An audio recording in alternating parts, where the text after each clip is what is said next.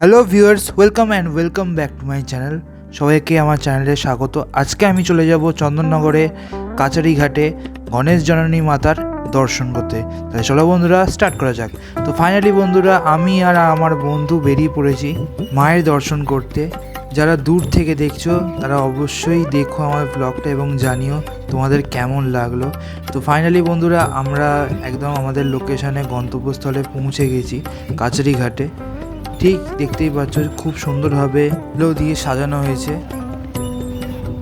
তারপর সোজা এগিয়ে গেলাম, ঠিক আমাদের বাঁ হাতে ছোট্ট করে একটা মেলা বসেছে, এখানেই পুজো হয় প্রতি বছর।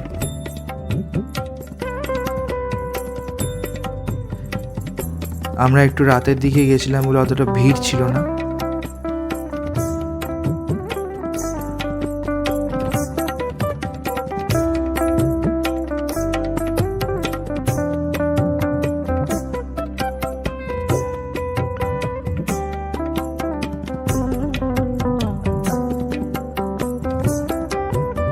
বন্ধুরা, তোমরা দেখতেই পাচ্ছ মা গৌরী এখানে সাক্ষাৎ গণেশকে নিয়ে সিংহর ওপর আরোহণ করে আছেন এবং দুই ধারে আছে মায়ের সখী এবং বাম দিকে আছে ব্রহ্মা এবং ডান দিকে আছে একটি ঋষি।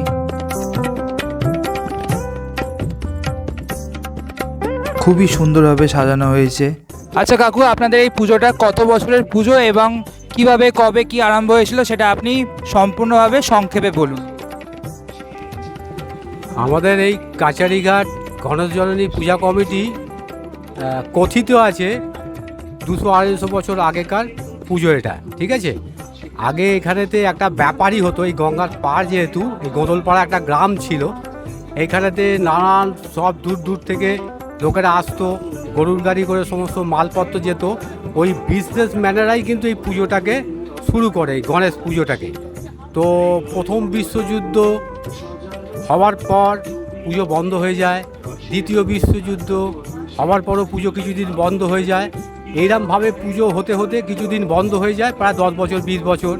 কিন্তু বর্তমানে আমাদের এই পুজো এখন 76 বছরে পদার্পণ করলো এবছর। আর এই পুজোটা হয় প্রতি বছর বুদ্ধ পূর্ণিমার দিন থেকে শুরু হয়।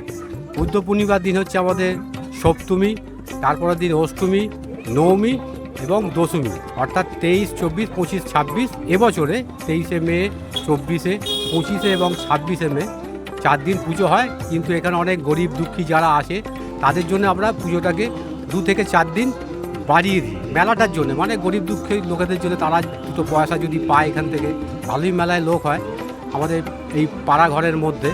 হ্যাঁ, এই গোন্দলপাড়া কাচারিঘাট, এই জায়গাটার নাম হচ্ছে গোন্দলপাড়া কাচারিঘাট। মাকে দর্শন করার পর আমরা বেরিয়ে পড়লাম চন্দননগর স্ট্যান্ডের উদ্দেশ্যে।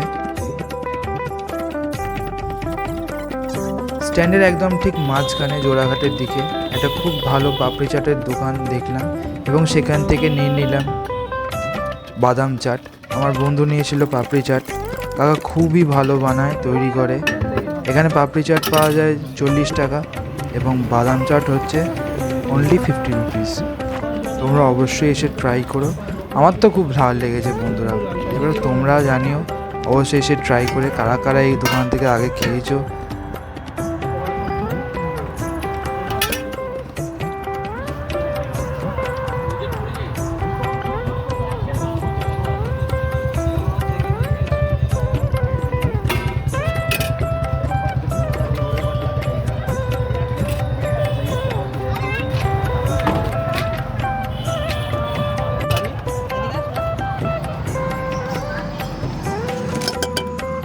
আমার বন্ধুকে পাপড়ি চাট দেওয়ার পর আমারটা বানাতে আরম্ভ করে দিয়েছে কাকা।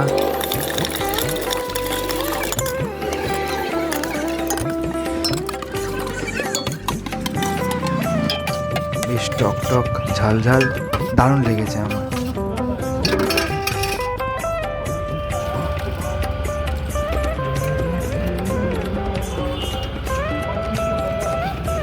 আজকের জন্য এই পর্যন্ত বন্ধুরা। দেখা হবে তোমার সাথে নেক্সট ব্লগে। ভালো লাগলে অবশ্যই চ্যানেলটা সাবস্ক্রাইব, লাইক, শেয়ার, কমেন্ট করতে ভুলো না। আর অবশ্যই জানিও তোমাদের কেমন লাগলো মায়ের দর্শন করে। ধন্যবাদ বন্ধুরা।